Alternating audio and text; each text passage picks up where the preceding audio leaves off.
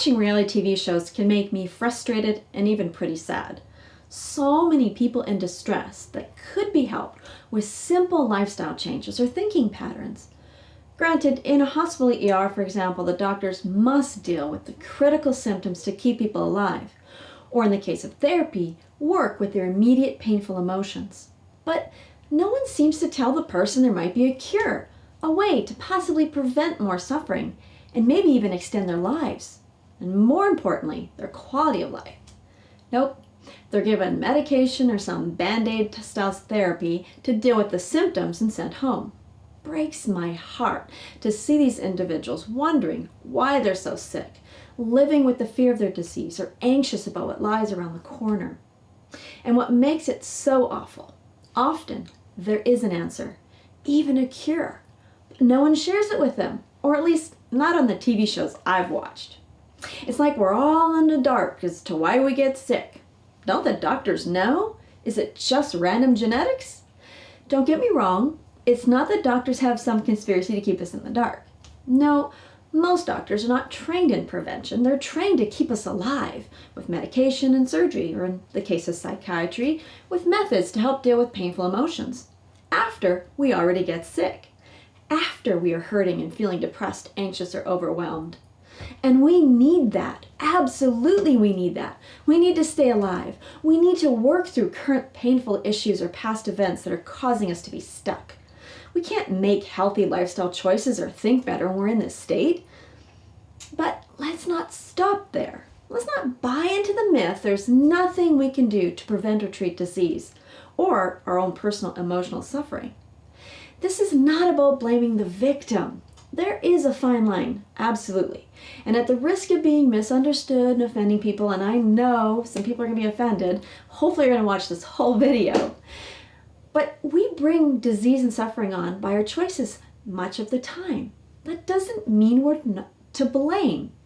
We might not know the best choices. Genetics might play a role. Our circumstances might be beyond our control.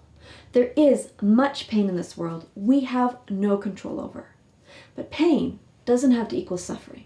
There's much we can do about that. So who am I? Well, I freely admit I am not an expert.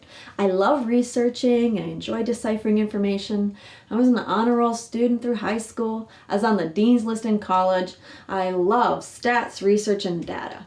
I have my diploma in nutrition and applied psychology, and I'm certified in several health programs. But it's not about me. I'm just a conduit.